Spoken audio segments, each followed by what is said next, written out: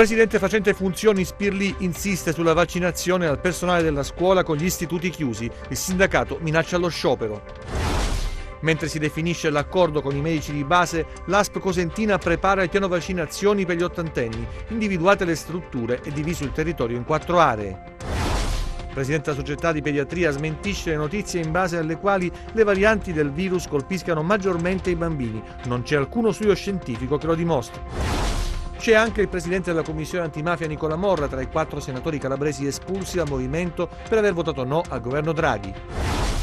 Il lockdown bianco costa alla Calabria 80 milioni di euro e quanto emerge dal rapporto di Demoscopica sul turismo montano. Buonasera dalla redazione TG10. Dunque braccio di ferro tra il presidente facente funzioni Nino Spirlì e i sindacati sulla somministrazione dei vaccini scolastici. Contestati i tempi di chiusura indicati dal presidente, la CGIL dice serve un piano dettagliato. Sentiamo. 2 settimane di chiusura per le scuole calabresi al fine di consentire la somministrazione dei vaccini al personale scolastico. La proposta del presidente facente funzione divide dello stesso Spirlì a spiegare la ratio della sua decisione. Per quale motivo io chiedo quei 15 giorni di tempo? Noi abbiamo da vaccinare 130.000 anziani ultraottogenari, in più carabinieri, poliziotti, vigili del fuoco, guardia di finanza, ai quali si devono sommare 58.000 operatori scolastici. Ho chiesto in maniera serena, tranquilla alle organizzazioni sindacali, alle rappresentanze della scuola di fare un passo verso il personale sanitario e metterlo nella condizione di poter lavorare in piena tranquillità. Ma i sindacati contestano e chiedono un piano preciso. Per noi rimane ineludibile il fatto che le scuole debbano rimanere chiuse per 15 giorni. Noi riteniamo che c'è una complessità da questo punto di vista, ma che può essere tranquillamente gestita dalle singole scuole sulla base dello stretto necessario che le scuole hanno. Non è detto che tutte le scuole e tutto il personale scolastico aderisce a una vaccinazione di massa. Quindi potremmo gestire la situazione all'interno delle singole scuole, ovviamente facendo molta più chiarezza su chi saranno eventualmente i responsabili della vaccinazione. Quindi creare che cosa? Come creare eventualmente questo momento di vaccinazione? Chi saranno interessati? Le ASL, i medici di base? Non sappiamo assolutamente nulla. Diciamo che ci deve essere anche un piano regionale unitario, omogeneo, in modo da non creare ovviamente difformità. E a proposito di vaccini, mentre si definisce l'accordo con i medici di base, l'ASP Cosentina prepara il piano vaccinazioni per gli ottantenni. Sono state individuate anche delle strutture ed è stato diviso il territorio in 4 aree. Vediamo. Funziona così, noi riceviamo l'email di tutta la zona e poi ovviamente le smistiamo ai distretti di competenza, quindi se lei la invia io appunto poi la invierò al distretto di competenza, va bene? Squillano incessantemente i centralini del COT di Cosenza. Le domande più frequenti in queste ultime ore sono tutte per le vaccinazioni. Quando si partirà con gli ottogenari e soprattutto docenti e personale ATA, dopo l'annuncio di ieri di Spirlì, attendono di conoscere quando è previsto il calendario vaccinale.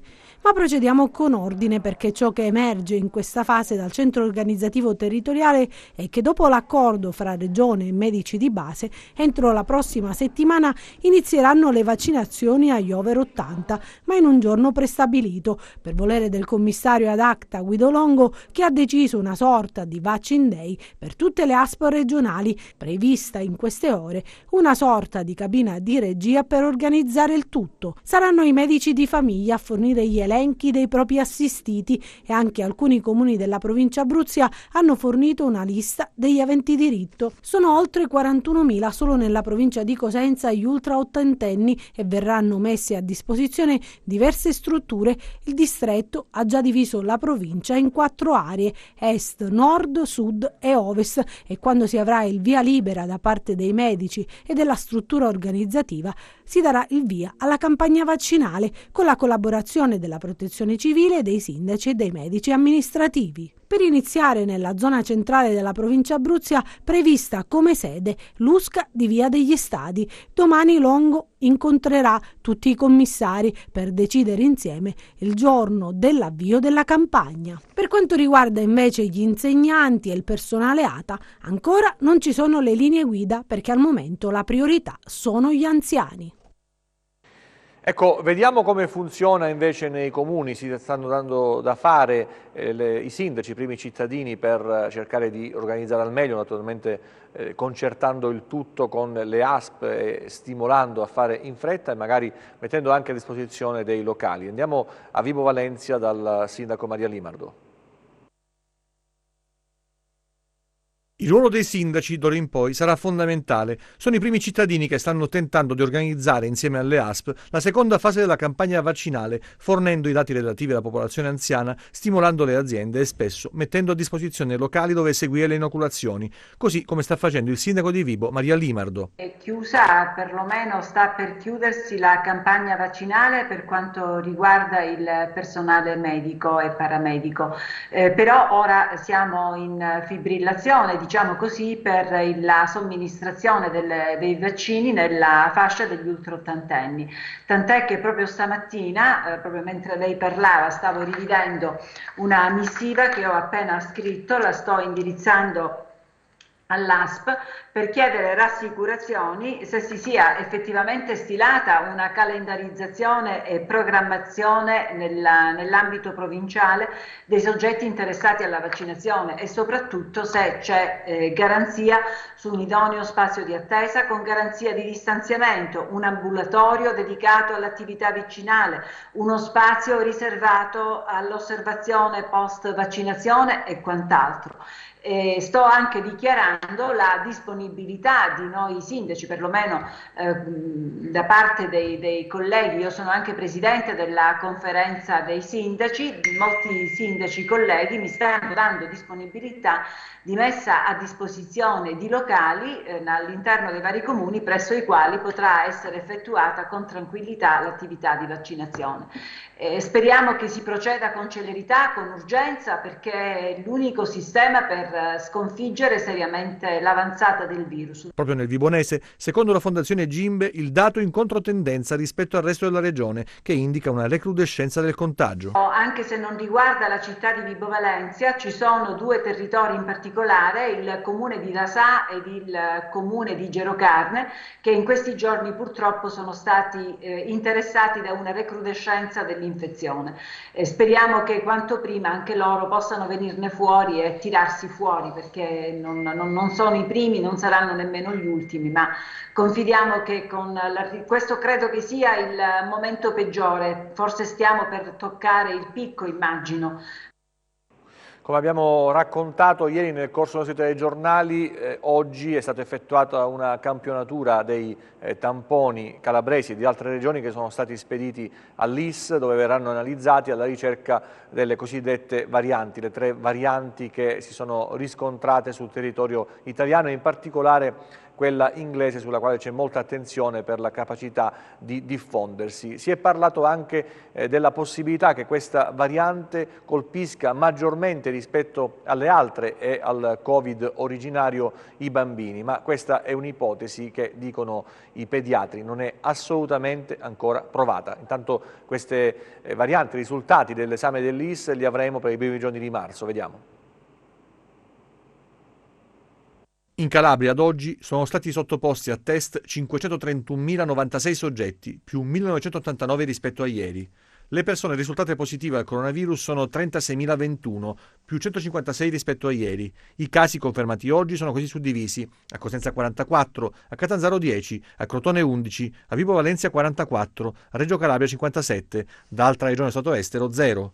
I ricoveri sul territorio regionale sono ad oggi 173, nei reparti di malattie infettive e 20 nelle terapie intensive, 2 vittime nelle ultime 24 ore, 659 in totale dall'inizio della pandemia.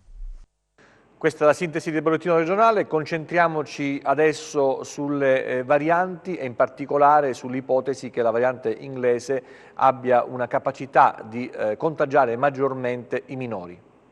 Nei prossimi giorni sapremo quanto la variante inglese del Covid sia diffusa in Calabria, quando giungeranno i dati dell'IS sull'esame dei campioni inviati ai laboratori calabresi. Lo studio di selezione serve a individuare l'incidenza dei vari ceppi del Covid presenti in Italia, ma prima di conoscere le caratteristiche di queste varianti bisognerà approfondire studi e ricerche. Ad esempio, non è ancora provato che la variante inglese sia in grado di colpire maggiormente i minori, come ha sostenuto qualcuno negli ultimi tempi. La verità è che al momento sulla maggiore aggressività del virus non ci sono assolutamente evidenze scientifiche. Quello che sembra invece più probabile è che questa variante possa avere una maggiore capacità di diffondere, quindi una maggiore diffusibilità. E quindi questo è evidente che se diffonde maggiormente, questa maggiore diffusione interessa qualunque epoca della vita, quindi anche i bambini. Quindi l'eventuale aumento dell'infezione nel bambino è legata esclusivamente al fatto che il virus diffonde più, diciamo, in maniera maggiore rispetto a quello precedente. Ma io in questo momento non creerei grandi allarmismi, perché spesso poi anche la stampa in questo crea delle notizie che possono essere mal interpretate, mettendo anche un po' di ansia alla popolazione. D'altronde tenete conto che comunque il coronavirus nei bambini per fortuna ha creato situazioni gravi solo in percentuali estremamente basse. Tenga conto che le forme gravi di coronavirus nel bambino di fatto interessano solo circa il 2% di tutti i bambini, e in genere sono bambini piccoli, spesso anche con delle altre comorbidità. Quindi è evidente che comunque servono ulteriori conferme, ma al momento io direi forse che è importante non creare situazioni che possano dare poi delle problematiche anche ai genitori. Quindi in questo senso vorrei lanciare proprio un messaggio di chiarezza. Voltiamo pagina, parliamo di politica. C'è anche il presidente della commissione antimafia Nicola Morra, tra i 4 senatori calabresi espulsi dal movimento per aver votato no al governo Draghi.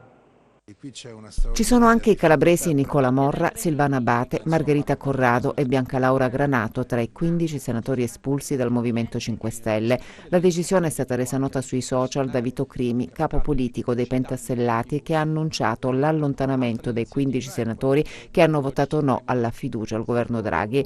Un voto arrivato nella tarda serata di ieri che ha già portato dunque ai primi effetti tra i banchi dei parlamentari.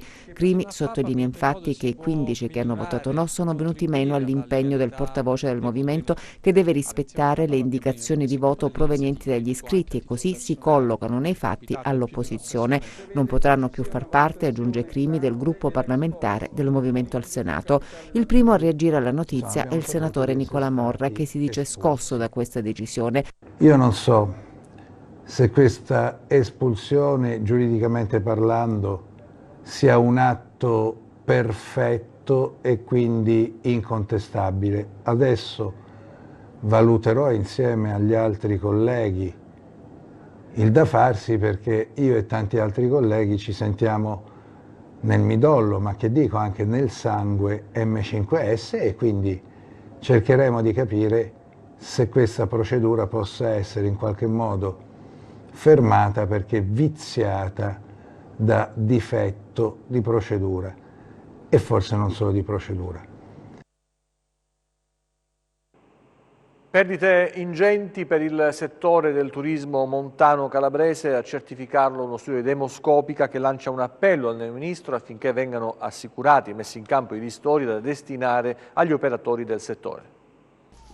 Lockdown bianco, così lo chiama Demoscopica, montagne innevate senza appassionati, piste da sci chiuse, perdite ingenti per gli operatori del settore stimate dall'Istituto di Ricerca in 9 miliardi di euro per l'Italia. Non fa eccezione la Calabria, un comparto in cui sono molti i posti di lavoro a rischio. Necessitano, sottolinea Demoscopica, ristori per gli imprenditori montani. Per la Calabria rischia di mandare in fumo oltre 80 milioni di euro, questo provocato da oltre 100.000 turisti in meno che non potranno beneficiare ovviamente della settimana bianca e della nostra montagna, del nostro turismo montano. Questo è un primo aspetto. Per quanto riguarda, diciamo, i posti di lavoro, complessivamente il comparto turistico, non soltanto quello montano, rischia di far perdere appunto il posto di lavoro ad oltre 10.000 calabresi. Questo è un dato secondo noi abbastanza preoccupante. Io personalmente, ma a nome anche di tutto il gruppo che guido, insomma, che coordino, abbiamo rivolto un appello al ministro Garavaglia per mettere in campo delle azioni, ma alcune che sono di natura congiunturale, cioè da fare nell'immediato. E penso per esempio a un decreto ristoro che possa anche la Regione Calabria possa in qualche modo mettere in campo, non con la logica dell'improvvisazione o dei finanziamenti a pioggia, ma mirati, cioè molto calibrati rispetto alla reale esigenza dell'operatore turistico. E questo è un primo aspetto. Il secondo è il blocco degli licenziamenti, una richiesta che la Regione deve fare allo Stato centrale perché in qualche modo proroghi il blocco del licenziamento. Altro elemento importante è il prolungamento della cassa integrazione, l'estensione della cassa integrazione e la revisione del Next Generation Italia, perché io ancora non conosco le proposte della Regione Calabria, ma diciamo Vox Populi mi dicono che la Calabria non è che sia molto attenzionata in questo momento a Roma rispetto a Next Generation Italia, che invece è un elemento fondamentale. Questa è la parte congiunturale. Poi c'è la parte strutturale, mi limito e ho chiuso. A giugno di quest'anno scade il piano triennale sul turismo in Calabria. Sarebbe preferibile a questo punto ascoltare il mercato e mettere in piedi una strategia che in qualche modo salvaguardi, possa salvare il 2021, ma che programmi il 2021 e il 2023, perché questo è un elemento assolutamente importante. Non possiamo più perdere tempo. Ecco, andiamo alla cronaca con un sequestro di beni per 169.000 euro da parte dei finanzieri del Comando Provinciale di Catanzaro a 3 dirigenti del CORAP, che è il Consorzio Regionale per le Attività Produttive, perché avrebbero percepito maggiori retribuzioni negli anni 2018-2019. 4 sono gli indagati, tra loro anche il commissario pro tempore dello stesso CORAP. Stipendi maggiorati al CORAP, il Consorzio Regionale delle Attività Produttive, nei guai 3 dirigenti e il commissario straordinario pro tempore. Le indagini sono state avviate nel 2020 dal Nucleo di Polizia Economico-Finanziaria della Guardia di Finanza di Catanzaro, dopo la denuncia presentata dal revisore unico del CORAP, il quale si era accorto di alcune irregolarità nella retribuzione in favore dei dirigenti, sin dal momento del loro transito dagli ex consorzi provinciali ASI al neocostituito CORAP. Le indagini coordinate alla Procura di Catanzaro hanno così consentito di accertare che i dirigenti avevano inizialmente sottoscritto con il commissario straordinario pro tempore del CORAP accordi economici previsti dal contratto collettivo nazionale di riferimento, ma solo dopo 10 mesi dalla sottoscrizione dell'accordo iniziale sarebbero stati illegittimamente riconosciuti ai 3 dirigenti ulteriori assegni ad personam per un totale di circa 170.000 euro, maggiori retribuzioni percepite indebitamente tra il 2018 e il 2019. Le somme erano state contabilizzate e corrisposte attraverso scritture private, le quali, recepite e tradotte dal commissario straordinario con propri decreti, avevano dato luogo all'accreditamento di emolumenti, sottolineano gli inquirenti, con inevitabili e conseguenti maggiori oneri finanziari a carico dell'ente. Le indagini hanno accertato plurime e specifiche irregolarità nei provvedimenti di spesa adottati dal commissario pro tempore del CORAP, in accordo con i dirigenti indagati in violazione a quanto previsto dalle norme sulla gestione dell'ente stesso, evidenziano ancora gli inquirenti, non ha mai trasmesso alla Giunta regionale della Calabria, entro il termine di 10 giorni dall'adozione del provvedimento, gli atti amministrativi e di gestione che avrebbe avuto l'obbligo di inviare. Adesso il GIP del Tribunale di Catanzaro, accogliendo le richieste avanzate dalla Procura della Repubblica, ha disposto il sequestro preventivo finalizzato alla confisca obbligatoria anche per equivalente delle disponibilità finanziarie e dei beni immobili dei 3 dirigenti indagati, sino alla concorrenza del profitto del reato di peculato per circa 169.000 euro. I 3 dirigenti e il commissario pro tempore sono indagati a piede libero. Torniamo sull'operazione Metameria e in particolare sul ruolo della Leonia. L'operazione Metamedia conferma sempre più cosa sia l''ndrangheta e come si rappresenti nelle diverse situazioni. Dalle oltre 700 pagine di ordinanza torna agli onori della cronaca la Leonia SpA, società non più esistente sul mercato, ma che per anni ha gestito la raccolta dei rifiuti a Reggio, diventando oggetto del desiderio delle cosche e arrivando a subire, almeno questi furono i sospetti, gravissimi inquinamenti. Da Metamedia proprio l'acquisto del parco mezzi della Leonia emerge e si vede fortemente interessata la Cosca Condello, guidata dai fratelli Demetrio e Gian Domenico. Sono loro, con i sodali del clan, a decidere di lanciarsi nell'affare e qui entra in campo l'imprenditore Francesco Giustra, indagato in questa inchiesta per concorso esterno in associazione mafiosa. Giustra è in pratica lo strumento dei Condello per arrivare all'acquisto. In una prima fase l'imprenditore ha un ruolo di mediatore e avvia dal punto di vista formale in modo lecito un'interlocuzione con i liquidatori della Leonia. Poi, secondo quanto racconta il collaboratore di giustizia Nicola Pizzimenti, vira e cambia direzione proponendosi come acquirente. L'importo da spendere per questo acquisto è di circa 800.000 euro, una cifra che Giustra non ha. Per questo sarà finanziato da una società, la Urban Ecomoving. Dietro alla virata di Giustra, sostengono gli inquirenti, c'erano i Condello, che attraverso una serie poi di ulteriori passaggi sarebbero riusciti ad ottenere cospicui guadagni. Adesso voltiamo pagina, parliamo di musica. Ti voglio bene è il nuovo brano dell'artista emergente, il cantautore Giovanni Segreti Bruno. Toccami il cuore prima di dormire, restami accanto fino alla fine, dimmi ti voglio bene, ti voglio bene, ti voglio bene. Abbracciami forte prima di partire, un attimo eterno in fondo può finire, dimmi ti voglio bene, ti voglio bene, ti voglio bene.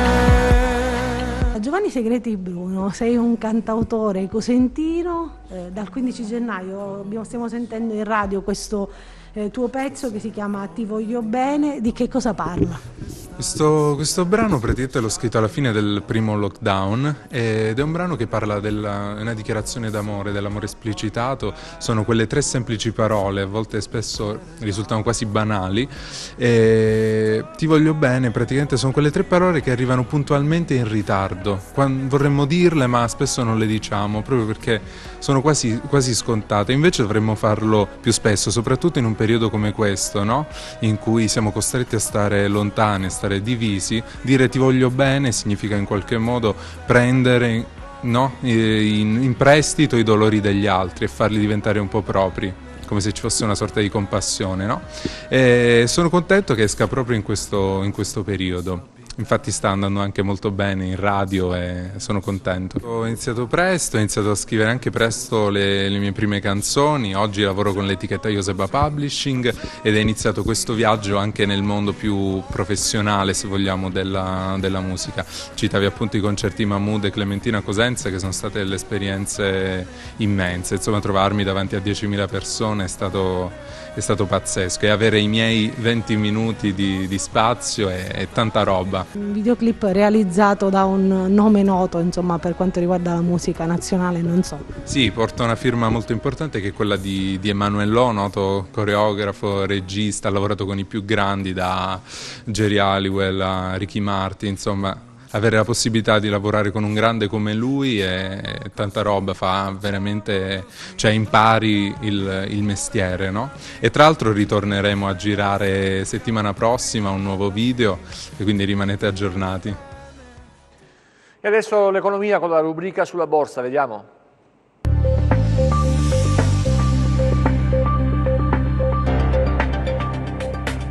Altra seduta negativa per le borse del vecchio continente, appesantite anche da Wall Street. Gli operatori continuano a monitorare la pandemia e i segnali provenienti dalle trimestrali societarie, ma guardano con apprensione all'impennata dei rendimenti e ad un'eventuale accelerazione dell'inflazione che avrebbero effetti negativi sui costi di indebitamento e sui flussi di cassa futuri. Nei verbali della Fed pubblicati ieri, i membri del FOMC hanno evidenziato che non ci sono le condizioni per ridurre il massiccio programma di acquisto di titoli a supporto del dell'economia americana. Oggi invece sono state diffusi le minute della BCE, da cui è emerso che a gennaio i governatori sono stati concordi sulla necessità di mantenere un ampio stimolo monetario. In Italia ieri il governo Draghi ha ottenuto la fiducia al Senato, mentre stasera si terrà il voto alla Camera.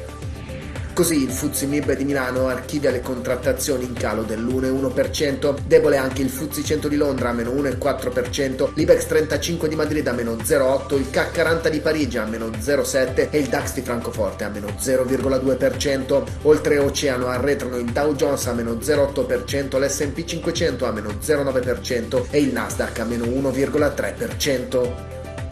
Sul Forex l'euro-dollaro in lieve rialzo a 1,208 e il dollaro-yen poco mosso a 105,7. Tra le materie prime scambiano poco mosse le quotazioni del greggio, con il Brent a più 0,1% a $64,4 e il VTI sempre a più 0,1% a $61,2. Il BTP Bund invece si amplia a 99 punti base, con il rendimento del decennale italiano allo 0,65%.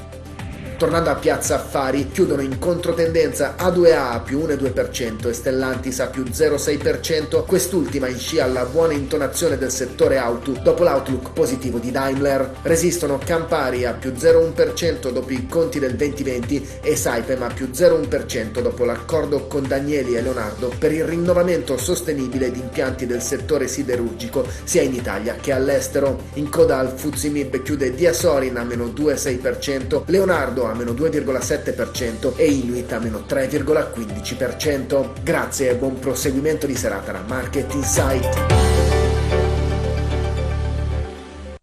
Vediamo insieme le previsioni del tempo per le prossime ore.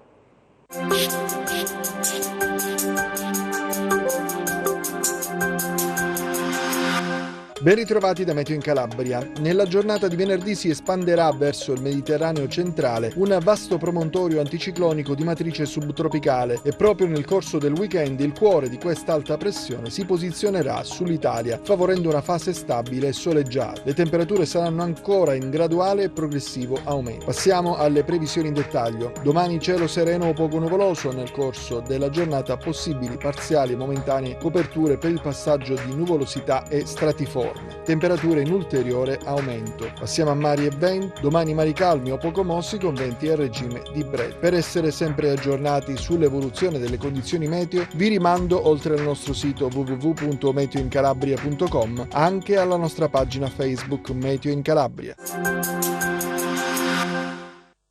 TG che finisce qui, ci vediamo nelle prossime edizioni, grazie per la vostra attenzione, arrivederci, ancora buona serata.